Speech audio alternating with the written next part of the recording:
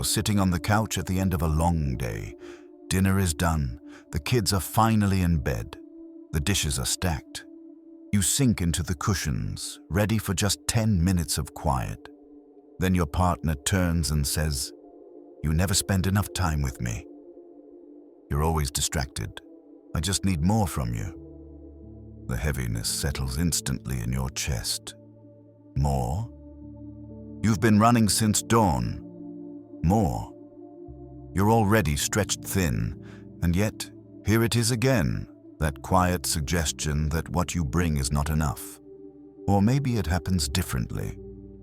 A friend shares how grateful they are for their partner's romantic gestures, and suddenly, when you look at your own relationship, you hear the silent accusation, "You should be doing more."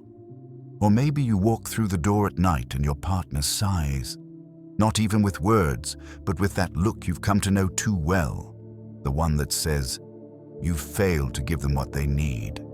If this sounds familiar, you know the erosion it creates. At first, you fight against it. You try harder, put in extra effort, organize more date nights, respond quicker, sacrifice another piece of yourself. You wait for the day when the ledger will finally balance, when your partner will say, "Yes, now I feel full. Now you are enough." But that day doesn't come. Instead, the demand grows. The hunger stretches wider. The more you give, the more is asked. And quietly, you begin to wonder if the problem is you. This is the psychology of never enough. And if you felt it, you are far from alone. What makes it so devastating is not just the requests of today, it is that they strike a nerve from long ago. Because for many people, this sense of being endlessly demanded from didn't begin in adulthood. It began in childhood, when love itself first felt conditional. Think back. Some of you grew up with parents who praised you most when you achieved. The high grade, the trophy, the polite behavior that made them look good.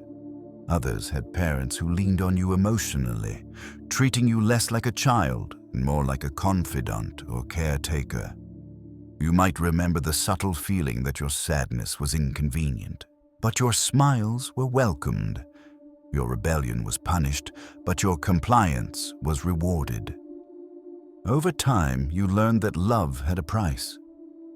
The price of obedience, the price of achievement, the price of silence. Alice Miller wrote with searing honesty about this tragedy. The child was not loved for what she was, but for what she pretended to be. Pretending became survival. Carl Jung described it differently, but in the same spirit. The greatest burden a child must bear is the unlived life of the parents. When your parents' unmet dreams or unresolved pain became the center of the family story, your role was to keep carrying them.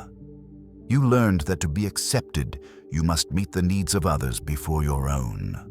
So you practiced, you listened when you didn't want to. You smiled when you felt like crying.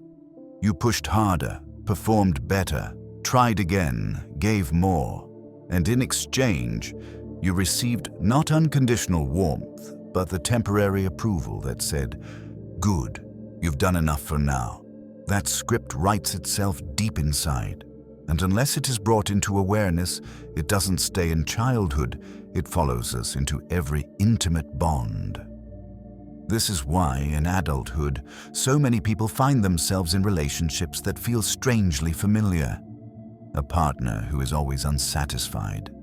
A marriage where the bar keeps moving. A love that feels more like a performance than a refuge. Different faces, same wound. Different voices, same hunger. And here's the hardest truth. When you're trapped in this cycle, you can't simply give your way out of it. No amount of proving will end the demand. Because the demand isn't just about the other person, it's about the echo of the past. Fromm once observed that humans are the only animals for whom existence itself becomes a problem we must solve. For those raised in conditional love, the problem becomes, How can I exist in a way that keeps me loved? The answer we carry into adulthood is the same as the one we learned as children. Give more, do more, be more. The cost is immense. What begins as love slowly transforms into pressure. What should be intimacy begins to feel like surveillance. Each gesture is measured. Each act of care is weighed. And no matter how much you offer, the hunger is never satisfied. Consider an ordinary scene. You get home late after a draining day. You fought traffic, answered emails, juggled deadlines. You finally arrive, exhausted, hoping for rest. But instead of welcome, you hear, "Why didn't you text me back sooner?" Or you see that quiet look of disappointment, the one that says your presence isn't enough. The message is clear. They want more. Or think of the friend who constantly drains your energy. You meet for coffee, and the entire time is spent tending to their crises. You listen, reassure, give advice, pay the bill. As you walk away, you notice the familiar emptiness. Once again, you were the giver, and it wasn't enough. Even at work, the pattern can surface. You deliver the project, hit the deadline, push beyond your limits. And still the feedback is, "Good, but next time, let's aim higher." The unspoken message is the same. What you gave wasn't quite enough. These moments pile up. And after enough repetitions, a dangerous thought takes root. Maybe I really am not enough. But here is where psychology helps us see more clearly. These present-day demands, as painful as they are not the true origin. They are the mirror reflecting back the old wound, the wound of a child who once learned that love could be withdrawn at any moment, and that the only way to keep it was to give more. This is why you may feel powerless to stop, because the pattern is not just about your partner or your boss or your friend. It is about the oldest survival strategy you know. And so, the more you give, the more is demanded. The more is demanded, the more you give.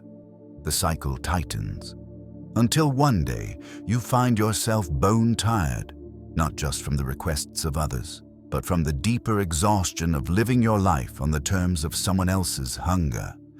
So let me ask you, when was the last time you felt truly enough in love? Not because of what you did, not because of how much you gave, but simply because you existed. When was the last time you felt seen not as a provider, but as a person? If you struggle to remember, you are not alone. This is not weakness. This is not failure. This is the inheritance of so many of us who grew up carrying more than any child should have to. But awareness is the first step. Because until you see this wound for what it is, you will keep repeating the same story. Different partners, same emptiness. Different settings, same demand.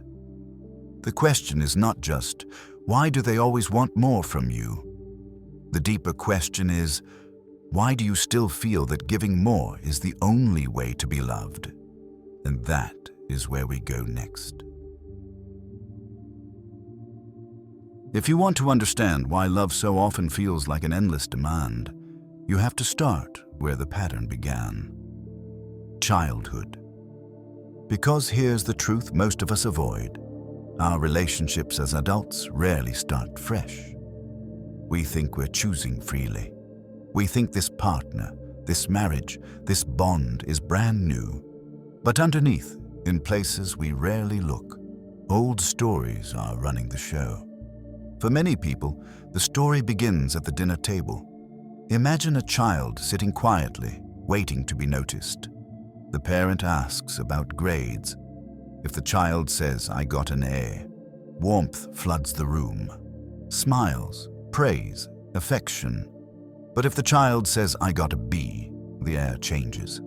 A sigh, a frown, maybe a lecture about effort. Love feels heavier, thinner. The message sinks in. Love comes more easily when I succeed. Or picture another child who senses that their parent is fragile, tired, anxious, depressed. This child learns quickly to mute their own feelings, to keep the peace. When they cry, the parent gets overwhelmed. But when they smile, the parent relaxes. And so, the child becomes the comforter, the good one, the one who makes things easier for everyone else. The lesson is the same. Love comes when I give. Over years, these small moments harden into belief. A belief that says, I am not inherently worthy of love. I'm only worthy when I provide, achieve, or please. Alice Miller described this cycle with devastating precision. The child learns to suppress their authentic self in order to protect attachment. They become a performer, constantly watching the parent's face for cues, shaping themselves into whatever brings approval. But the cost is enormous. The authentic self, the part of them that simply wants to be, is buried beneath the mask of who they must be. Carl Jung called this dynamic a complex. A complex is an emotional knot tied long ago, which continues to pull us into the same loops long after the original scene has ended. The child, who once felt love withdraw when they failed to perform, grows into the adult who fears abandonment whenever they are not giving enough. Even if their partner never says it directly, the complex whispers, more, more, more. And so the past leaks into the present. You are sitting across from your partner at a cafe. They say, I wish you would be more affectionate. On the surface, it's a reasonable request. But underneath, the old wound is triggered. The words echo louder than intended. What you hear is not just your partner. What you hear is every voice from childhood that said, you're not enough as you are. This is how family wounds quietly repeat themselves in adult relationships. Jung once observed that what is not made conscious appears in our lives as fate. If you don't recognize the old script, you end up acting it out. You choose partners who echo the old demands. You tolerate behaviors that drain you. You find yourself giving and giving, hoping to finally win the love that always felt just out of reach. Consider how this shows up in daily life. At work, your boss praises the colleague who stays late. You instantly feel the pressure to do more, to prove yourself, because somewhere deep inside, worth is still tied to effort. In friendships, you notice that you're always the one listening, giving advice, paying attention, and when the rare day comes when you need support, you hesitate to ask. A voice inside says, don't burden them, give more, not less. In relationships, the cycle is clearest. You buy the flowers, plan the trip, answer every text, show up at every family event, and still you feel the subtle accusation. Still, there is that invisible hunger. Still, the demand for more. This is not just about your partner. This is about the shadow of your own childhood standing in the room with you. Erich Fromm wrote that human beings crave not just to live, but to be rooted, to feel that our existence is secure, valued, unshakable. When that rooting is unstable in childhood, when love feels conditional, we grow into adults who endlessly chase the missing soil. We hope that if we give enough, someone will finally plant us in firm ground. But the ground never feels steady, because the wound was never healed. Carl Rogers, the great humanistic psychologist, put it simply. The central need of every person is unconditional positive regard, to be accepted without condition. Without it, we learn conditional worth. And conditional worth always breeds hunger. If I am only worthy when I give, then I must keep giving forever. That is why relationships shaped by family wounds often feel bottomless. Your partner's request may be small in reality, but the complex turns it into something vast. There, "I wish you would help more with the chores," becomes the echo of your parents' "Why can't you ever be better?" There, "I need more affection," becomes the echo of "You're not enough for me." And the response is predictable. You try harder, you do more, you keep pushing, hoping that this time the hunger will end. But the hunger doesn't end.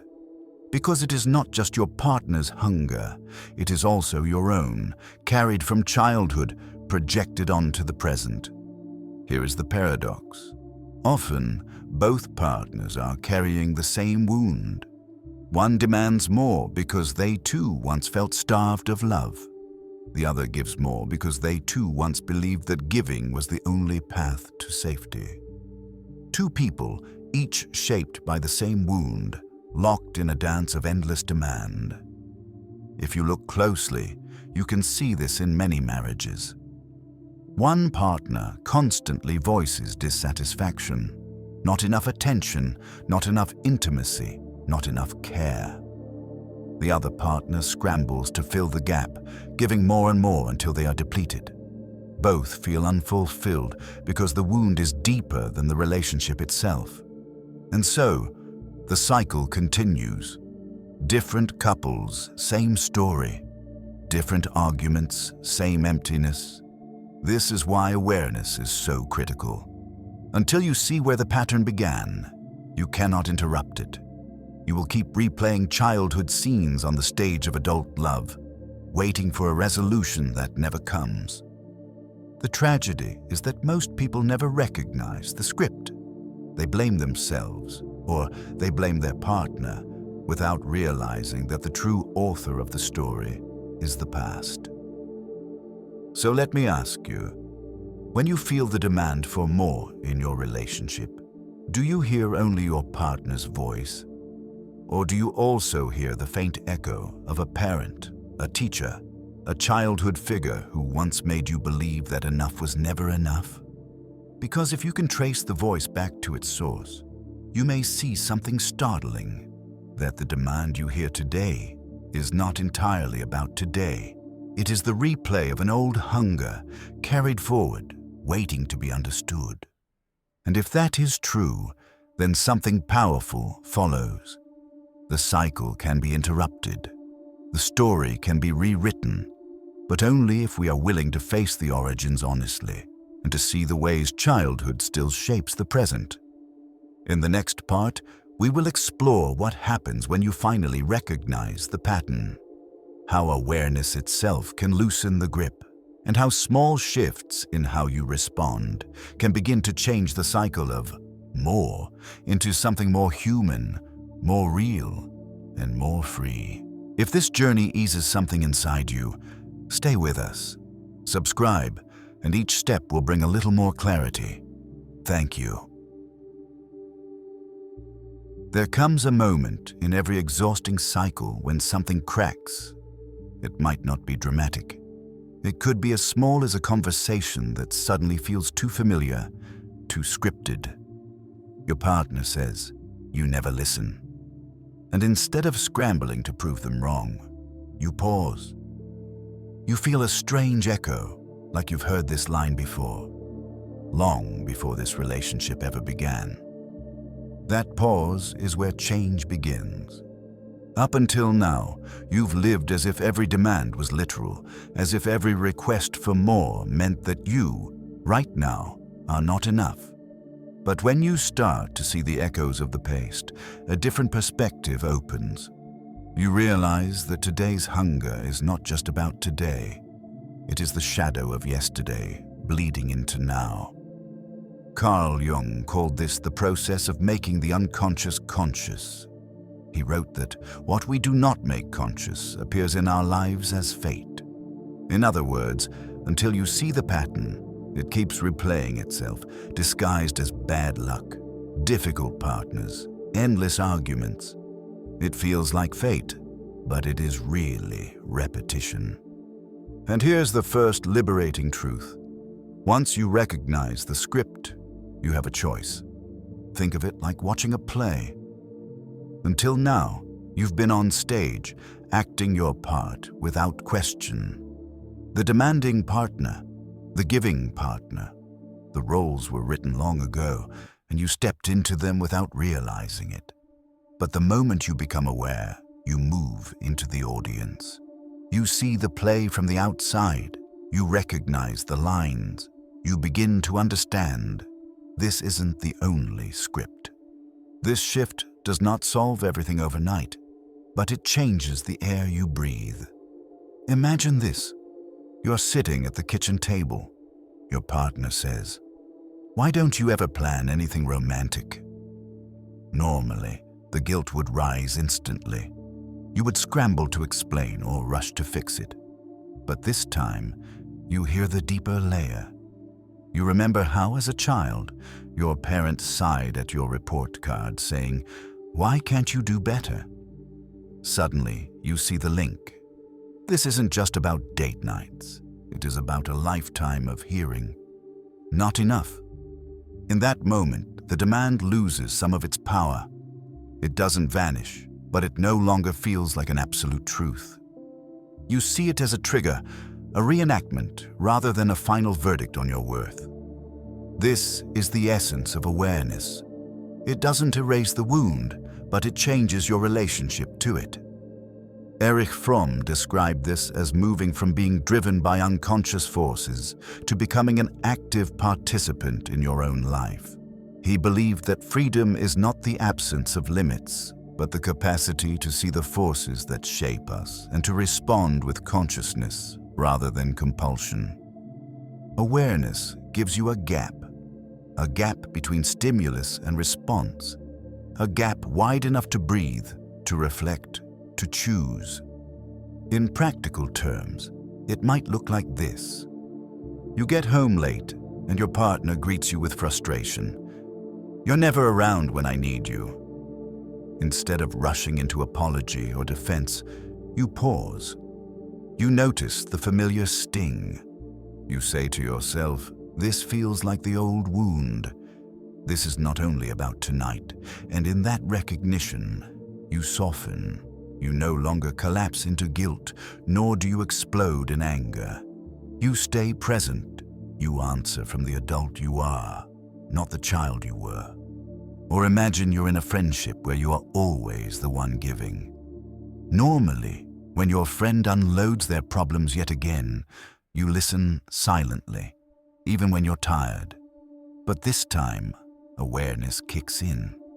You remember how, as a child, your parent leaned on you emotionally, making you the comforter. You see the repetition, and so, instead of automatically absorbing it, you gently set a boundary.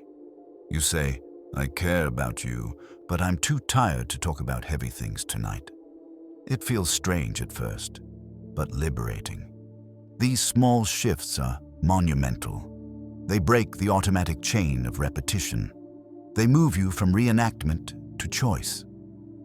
Carl Rogers, who emphasized the healing power of unconditional positive regard, believed that real change begins when we can regard ourselves without condition. In other words, when you can finally say, "I am worthy whether or not I give more. I am enough as I am." This inner stance transforms the dynamic, because the moment you believe you are enough, the endless hunger of others loses its grip on you. Of course, this is not easy. The pull of the old script is strong. There will be times you slip back, times you give too much, times you feel the sting of not enough, as if it were brand new. That is normal. Change in psychology is rarely linear. It is a spiral. You revisit the same themes, but with greater awareness each time. Verena Kast, a Jungian analyst, described this as the process of integrating shadow material. The parts of ourselves that were hidden, denied, or suppressed in childhood must be acknowledged and accepted in adulthood. When you bring the hidden wound into the light, it stops controlling you from the shadows. So what does this look like day to day? You might notice yourself catching the pattern earlier. Instead of collapsing after a fight with your partner, you reflect, this isn't only about them. This is also about my old fear of being unloved. You begin to separate what belongs to the present from what belongs to the past. You might find yourself practicing pauses, a moment of silence before answering, a deep breath before reacting. In that pause, the entire story shifts. You might even start having different conversations. Instead of arguing endlessly about chores or affection, you open up about the deeper truth. Sometimes I feel like nothing I do is enough. That comes from my past, but it gets triggered here. Can we talk about that instead of just the surface? Such conversations are difficult, but they are more real. They move you closer to intimacy rather than performance. And slowly, you notice something remarkable. The demand for more doesn't vanish, but it no longer defines you.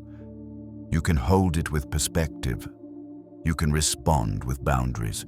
You can remember that you are more than the wound. Jung believed individuation, the process of becoming your true self, requires confronting these old complexes, not to destroy them, but to integrate them, to recognize them as part of your story, but not the whole of it. When you do this, you step out of the endless cycle of giving and begin to reclaim your own ground. So the turning point is not in fixing your partner or in erasing the demands of others. The turning point is in seeing the wound, seeing the repetition, seeing yourself clearly, perhaps for the first time. And from there, a new question emerges. If love is not about endlessly giving more, then what does real love look like? That is the question we take into the next part. How to practice new ways of relating that honor both your partner and yourself, without losing your soul to the hunger of never enough. Awareness is powerful, but on its own, it can feel fragile. You recognize the pattern, you see the wound, and in the quiet of reflection, it makes sense. But then life happens. A sharp comment from your partner, a draining demand at work, a friend leaning too heavily on you, and suddenly the old script pulls you back in. This is why practice matters. Not perfect performance, not overnight transformation, but steady, lived practice. Because breaking the cycle of never enough is less like flipping a switch and more like retraining a muscle that has been used the wrong way for years. Consider Anna. She's 42, married with 2 children, working full-time. For years, she has carried the quiet ache that no matter what she does, her husband always wants more. More time, more help with the house, more emotional presence. At first, she responded the way she always had, by doing more. She pushed herself past exhaustion, thinking the only way to keep the marriage afloat was to sacrifice her own needs. But after recognizing the wound, Anna begins to experiment with small changes. One night, after another long day, her husband sighs and says, "You're never really here with us." Normally, guilt would flood her, but this time, she pauses. She notices the familiar sting, the echo of her childhood where her father's approval always depended on her achievements. She breathes, and instead of rushing to fix it, she replies gently, "I know you need me, but I'm exhausted tonight. Let's talk tomorrow when I can really listen." The silence is uncomfortable. Her husband looks surprised, even a little hurt, but Anna holds her ground. And later, she realizes something. Nothing terrible happened. She didn't lose love. The world didn't collapse. She simply set a limit and survived. That is what practice looks like. Not dramatic breakthroughs, but small acts of self-respect repeated until they begin to feel normal. Or think of David. He is 30 in a long-term relationship and constantly feels that his partner criticizes him. If he works late, she says he doesn't prioritize her. If he spends time with friends, she says he is selfish. Every conversation feels like a test he is failing. David's old instinct is to explain, defend, prove himself. But after therapy, he begins to notice the pattern. He remembers his childhood, where his mother's love was unpredictable, where he had to be hyper-attentive to her moods. He realizes he has been living in that old loop. So one evening, when his partner says, "You never listen to me," he does something different. Instead of defending, he reflects, "I hear you. But I also feel like nothing I do is enough. That feeling doesn't just come from you. It's old. I'm working on it.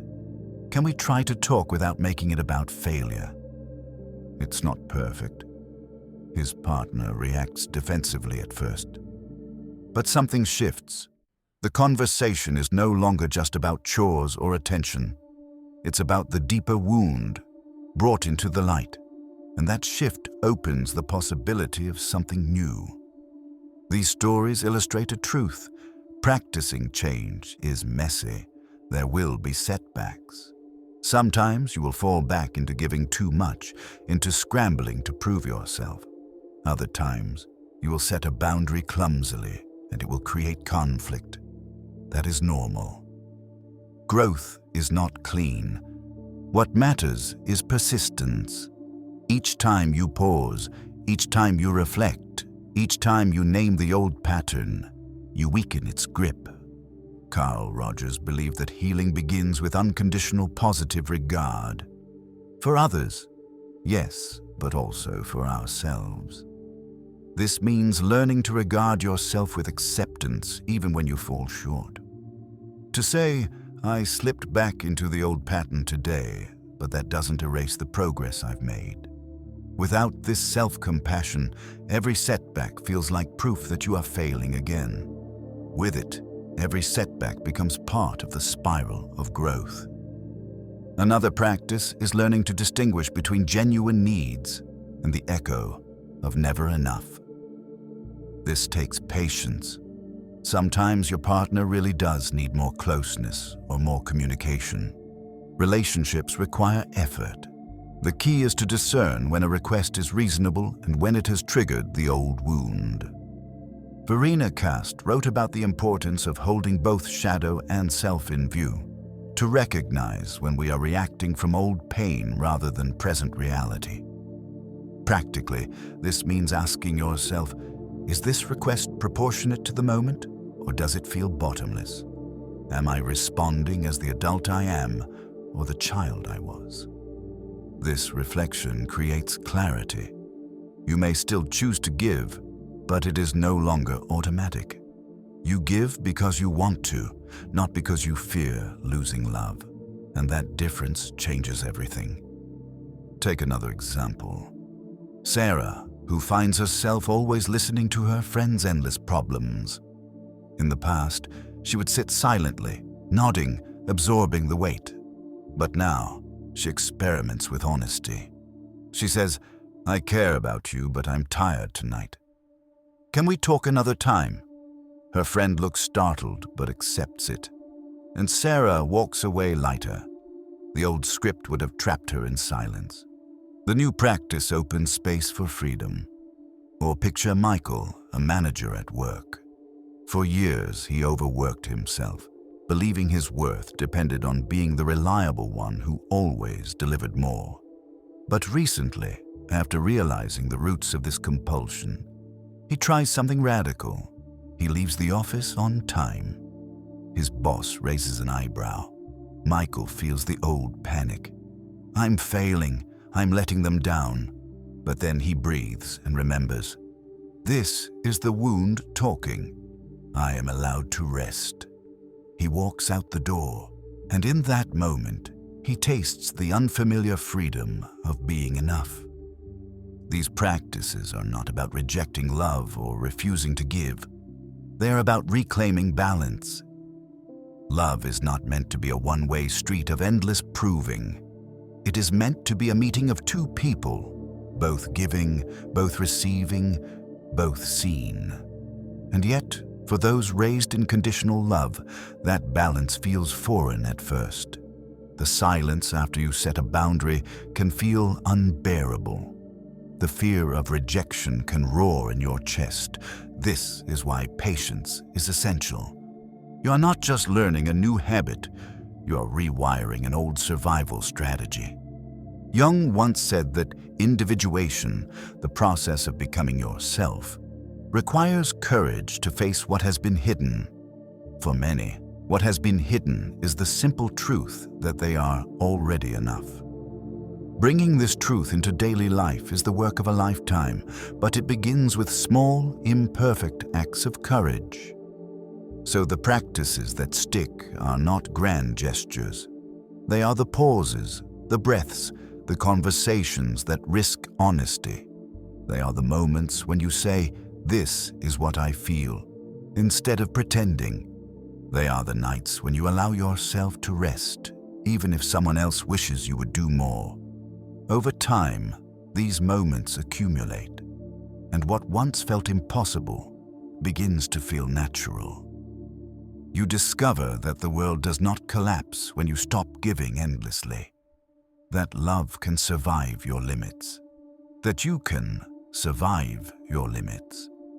And in that discovery, the cycle of never enough begins to weaken. In the next part, we will gather these threads together. We will look at what it means to integrate this awareness into your life fully, to step into a deeper sense of worth, and to carry forward a new story, not of endless hunger, but of being whole.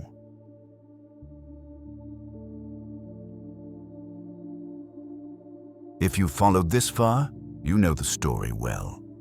The demand for more is not just about your partner, your boss, or your friend. It is about the echoes of childhood, the places where love felt conditional, where you learned that giving was the price of belonging.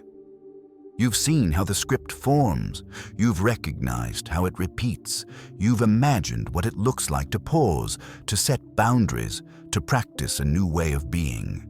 And now comes the hardest part of all, to carry this knowledge forward. Because knowing the pattern is one thing, living differently is another.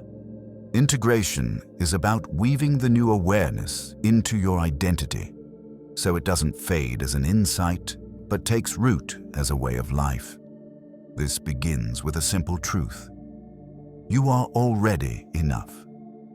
Not because you are perfect, not because you have given enough, not because you have finally satisfied someone else's hunger. You are enough because existence itself is enough. Carl Rogers put it plainly. Human beings flourish when they are met with unconditional positive regard. The tragedy is that so many of us never received that in childhood. But the gift of adulthood is that we can begin to give it to ourselves, to regard our own being with acceptance, without conditions. This is the deeper work. To look in the mirror and say, I am not defined by how much I give. I am not reduced to how much I am wanted. I am worthy because I am here. When you carry that stance into daily life, everything shifts. Imagine waking up tomorrow morning.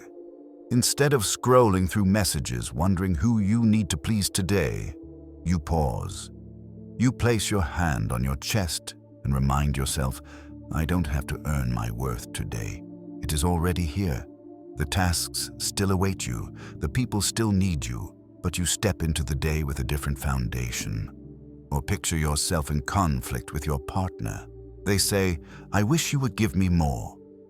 In the past, that would have pierced you like a blade. But now, you pause, you breathe, you reflect.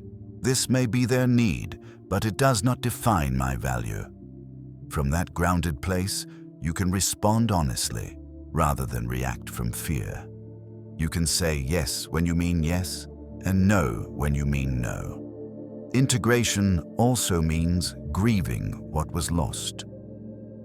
Alice Miller emphasized that healing requires mourning, the mourning of the childhood you didn't have, the unconditional love you didn't receive. This grief is painful, but it is also liberating. Because once you stop chasing what can never be reclaimed, you free yourself to live the life that is still possible. Part of individuation, in Jung's terms, is precisely this: becoming who you truly are, not who you are forced to be. To bring into the light both your capacity to give and your right to receive. To honor the parts of yourself that were buried under the weight of more. And this is where relationships can become different. When you stop relating from the wound, you begin to relate from authenticity. You no longer give out of fear, but out of choice. You no longer tolerate endless hunger, but invite mutual nourishment. Love becomes less about performance and more about presence. This is not a fairy tale ending. Partners will still have needs. Conflicts will still arise. The difference is that you no longer collapse under the demand. You see it for what it is. You discern what is fair and what is projection. You hold your ground with compassion. And slowly, a new kind of intimacy emerges. One where both people are allowed to be human. One where enough is not a moving target, but a lived reality. So here is the invitation: to step off the stage of endless giving, to stop performing for love, and to reclaim the truth that was buried but never destroyed, that you are enough. The journey does not end here. Healing family wounds is lifelong work. There will be days you slip, days you hear the old voice whispering, more. But with awareness, with practice, with compassion, you can meet that voice differently. You can remind yourself, that is the past speaking. It is not my truth anymore. And in that reminder, you take another step into individuation, another step into your authentic life, another step toward relationships that do not drain you, but sustain you. So if you have ever felt consumed by the hunger of others, if you have ever feared that nothing you do will ever be enough, hear this clearly. You are not defined by that hunger. You are not condemned to that cycle. You are more than the wound. You are enough. And as you let that truth sink in, you may begin to feel the quiet relief of stepping out of the endless demand and into the freedom of being. If this resonates with you, keep going. The next video in this series will explore another hidden dynamic of family wounds, how they shape the way we handle closeness and distance in love. Because the journey of becoming yourself is not a single step, but a path. And every step forward matters.